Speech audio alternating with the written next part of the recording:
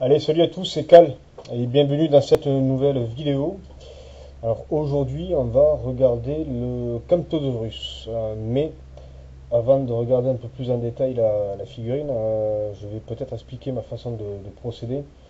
Je sais qu'il y a beaucoup de youtubeurs qui ont pour habitude de noter les figurines. Moi, je n'en ferai rien parce que je trouve que attribuer une note euh, c'est tout à fait subjectif, hein, ça dépend des goûts et des couleurs. Donc j'ai pris le parti de ne pas donner de note à la figurine. Je ne vais pas non plus faire comme beaucoup font, enfin, comme la majorité, voire les allez, 90,5% des gens font, c'est-à-dire que ils vont vous noyer sous une tonne d'informations, de chiffres, de dates.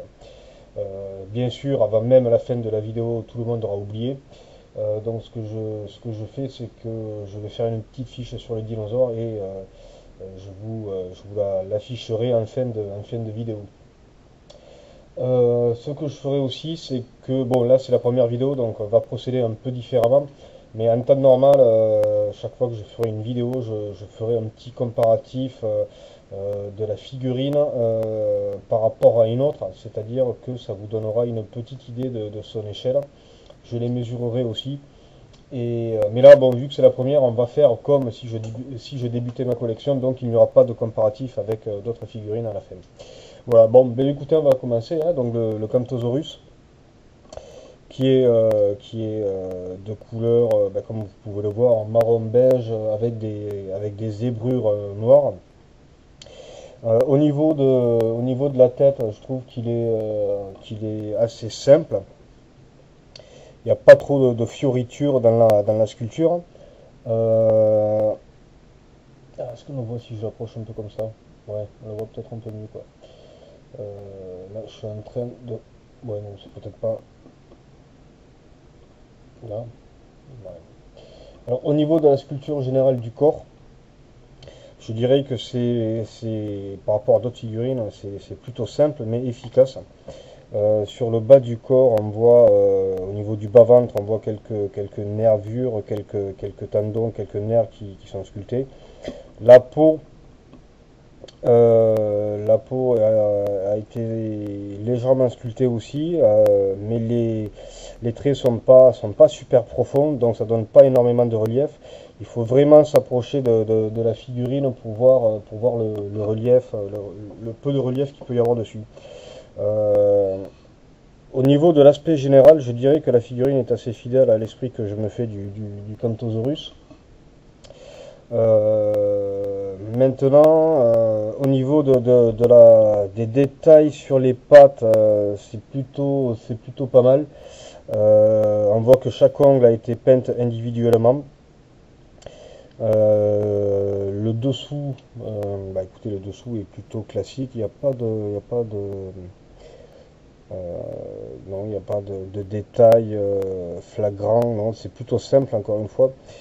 Euh, la bouche, la bouche est plutôt simple aussi, hein. Je pense qu'ils se sont contentés d'une simple entaille. Au niveau des yeux, bah, c'est quand même assez, ouais, c'est assez bien peint du côté droit, du côté gauche. Il n'y a pas trop de décalage comme on pourrait le voir sur certaines autres figurines. Euh, la pose suggère que le dinosaure était en train de manger. Il a dû forcément entendre du bruit, donc il relève la tête pour voir ce qui se passe un petit peu autour de lui. En termes de proportion, je trouve qu'il est plutôt pas mal. La longueur de la queue me paraît plutôt bonne. Le cou, peut-être que le cou, je l'aurais vu un peu plus court. Mais bon, honnêtement, voilà, c'est pas super gênant, quoi, hein. Il faudrait vraiment être tatillon pour, euh, ouais, pour remarquer que le cou est trop long. Alors, ce que je pense de la figurine, c'est que, bon, de toute façon, moi, je suis pas très objectif, donc toutes les figurines que je vais vous montrer, je les considère comme étant bien, puisque je les ai achetées. Mais pourquoi j'ai acheté le Camptosaurus? Pour la bonne et simple raison que c'est enfin, ouais, c'est un dinosaure qui n'est pas super, voire quasiment pas représenté dans les différentes gammes chez les fabricants. Et c'est donc pour sa rareté que je l'ai pris. Alors au niveau mesure. Je vais essayer de le mesurer. Est-ce qu'on voit la caméra? Oui, peut-être. Je vais voir. Non, peut-être que là, ça sera mieux. Alors, en termes de dimension, qu'est-ce qu'il donne? Alors, en hauteur, on est dans, allez, 4 cm au niveau de la tête, 4,5 au niveau de la hanche. Et en longueur, il fait 14 cm. Donc c'est pas une figurine qui est extraordinairement grande, mais honnêtement, je la conseille parce que sur Endurama, si par exemple vous voulez reproduire une scène du Jurassique, c'est plutôt sympa. D'ailleurs, moi je l'ai pris d'ailleurs uniquement pour ça, hein. C'est-à-dire que je l'ai mis sur Endurama avec des stégosaures, de la pathosaure, du cératosaure et de l'allosaure. Voilà. Bon, ben écoutez, j'espère que cette première revue vous aura plu. Et ben écoutez, je vous donne rendez-vous très bientôt pour la suite des événements. Allez, ciao tout le monde!